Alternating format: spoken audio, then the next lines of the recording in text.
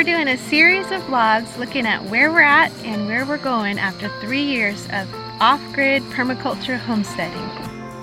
Alright, so today we're going to do where we're at with our off-grid solar power, lessons learned, and then where we want to go. So we're going to be sharing today. So we're going to do a little bit of maintenance here on our off-grid solar power, and then ask the boys what they think about it. We're going to focus on the indoor power systems, meaning the power system for our cabin. We're not going to talk about power systems for like motorized power for farm work. I prefer being independent of the grid system, having my own power, creating my own power, and having some say in that whole process. So, topping off the batteries. You need distilled water. That's what this is. These type of batteries, they need the water in them, this type here. These batteries that we have are the Trojan T105s. They are 6-volt batteries, and so we have a little funnel, and these cavities, you want the water to be above the ribs. There's like ribs within these cavities in the batteries, typically at like the bottom of the neck of where the water goes in. So here's how I do it.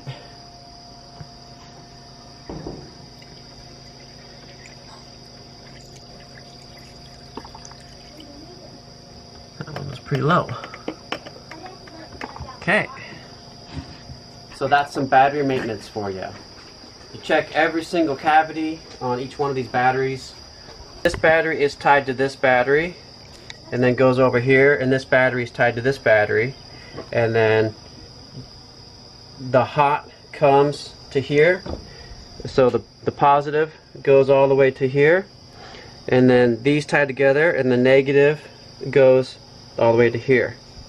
So that's how this bank is tied together. So this is called a battery bank. It's a 12-volt battery bank that we have here. Alright, so I showed you the maintenance of the batteries earlier, but I also want to show you another piece of the maintenance. Look how dirty it is in here. Gotta get this clean. Alright, here's the after picture. I hope you can see the difference, because it's a lot cleaner. Isn't that nice? So here's an aspect of maintenance when you have a solar system. Maintenance the batteries, keeping them filled up, and keep it relatively clean in here. Alright, so Josh and Caleb are sitting on the steps that lead up to our door there, where our solar controller, solar inverter, and our batteries are hidden. So Josh, what's it been like for you living in an off-grid solar powered cabin?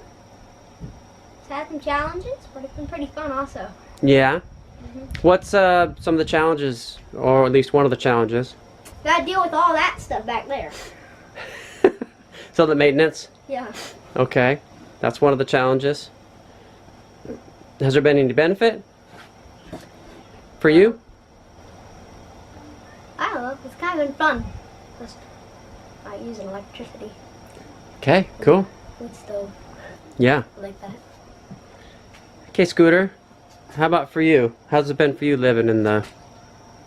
Well, one of the challenges is having to start the generator when it's been a cloudy day Yeah. or two. Particularly during... Winter. Yes, indeed. How about if you wanted to use any high-powered tools? Well, our solar system can't run high-powered tools. Has there been any good parts of it? Well, there's no cost involved, or not nearly as much. Yeah. We've probably already made our money back from the expense of this system, and we're already in the green, I think. Cool. Thank you guys very much. Thanks for all your help on the maintenance of this thing. Welcome. Okay, so this is the inverter. I do go into some detail about this in my off-grid cabin tour part 2, but maybe I'll get in greater detail. This inverter, it inverts it from DC to AC power. AC power is the normal power that you would use in a house if you're grid tied. The DC is called direct current, That's what you get directly from car batteries. RVs normally run on DC and things like that. A lot of people go solar. When they go solar, they keep it DC, direct current. But I went AC so that any common appliance can be plugged in to our outlets and they could work. This inverter is 1500 watt inverter, so it can put out 1500 watts, 1500 watts. This cable in here is an extra cable that runs into our box in the house where all of our power comes into our house at.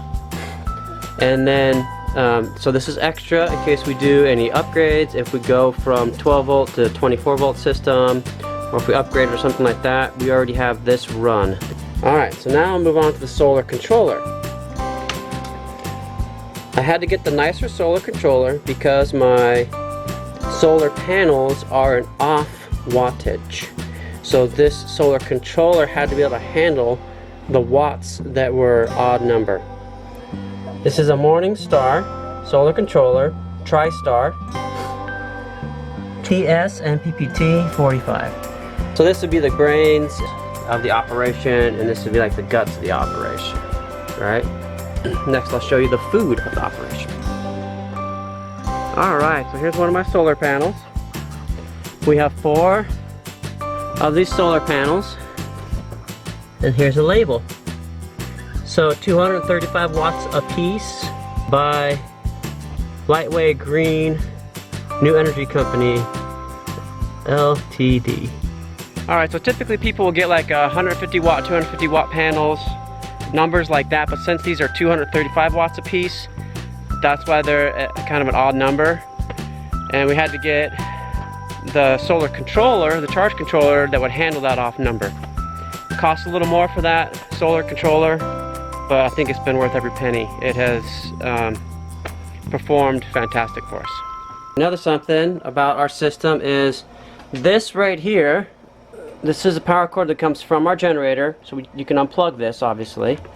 And what this does, this comes in right here, goes into there, and then it gives power to our system.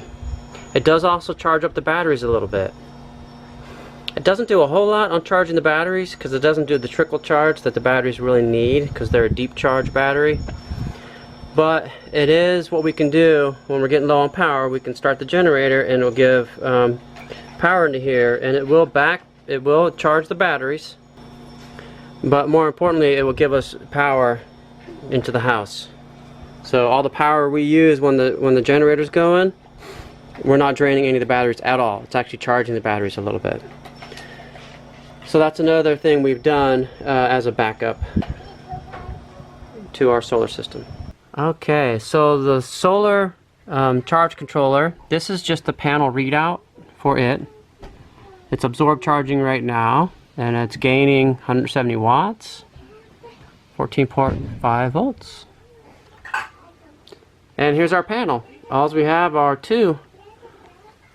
This one controls the lights, and this one controls all the outlets. So at night, we actually shut both these off, so there's no solar loss during the night. And in this box is where we have that extra power coming in case we ever upgrade this. Okay, so here's another aspect of off-grid living, the way that we're choosing to do it. Now there's some who have gone off-grid, totally off-grid, like off-grid with Doug and Stacy. And Doug called me when we met, he called me a cheater because of my solar power. Well, Doug, you get your frozen food from your neighbor's house, and you also borrow your neighbor's tractor and do all kinds of stuff like that. So, tit for tat there. But we chose to go solar powered mainly because of the lighting situation and the frozen food. And if you think about having 6 children and having candles and oil lamp lights all around the house with little children around and the hazards there, and we're building this from scratch, so this is still a construction zone here, so keeping the construction zone, keeping all the children safe, having open fires and flames like that, so we just went solar powered to get away from that whole danger and all the possibilities of things happening with that. But all that to say, another aspect of off-grid is this deal that my son Caleb's gonna show. It's a manual grinder. And you spin this. the maker of it is a grain maker, American made. We've had this for about 7 years. We have ground a lot of grain through this thing, and it is going strong and great. It's obviously it's a manual one, so, and it's pretty easy to do. The kids can do it. The kids can grind the grain in there, and it works great. That hopper works. Everything works great about it. Super solid though. Okay, here's another aspect of off-grid living, and we chose to go with a different kind of blending. And what we got there, Scooter? It's a GSI Vortex Blender. Yes, and show us how it works. There's a lower setting on it, so, and then there's a higher setting on it, which makes it spin faster. One of them's easier to spin, the other one's harder to spin, right? And how long has this lasted us? It's actually broken right now, but it lasted us 7 years? about 7 years of lots of blending and abuse. And we still use it even though it's broken. It still does actually kind of function. Okay, so what we have there, Scooter? Coffee grinder, manual coffee grinder. Manual coffee bean grinder. This is just for demonstration purposes, just to show how easy it is.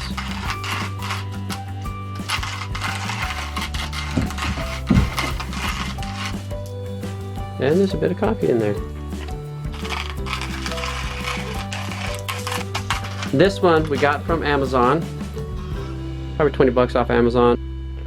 And it's worked great. We've been using this now about 3 years. So this is the only power tool that I use in the kitchen anymore. It's a little Cuisinart that we've had for I think like 12 years or something.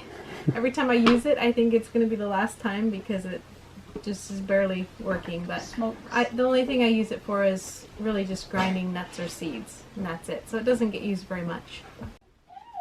Okay, two other things that we use are a solar clock, alarm clock, and we use these at nighttime once we turn off our power.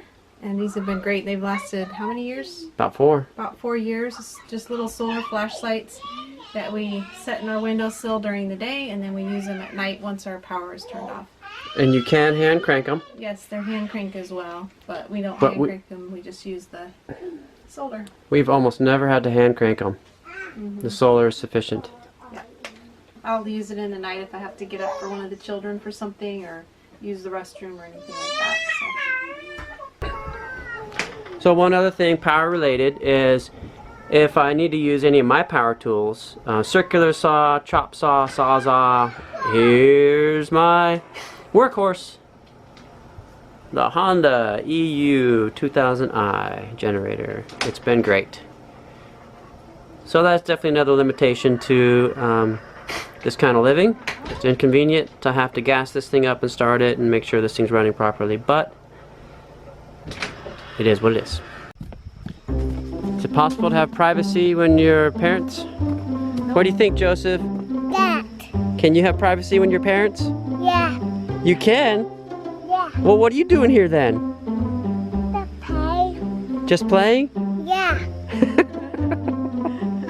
You came to invade our privacy? Yeah. Yeah. Yes, you did. Well, you did a good job at it.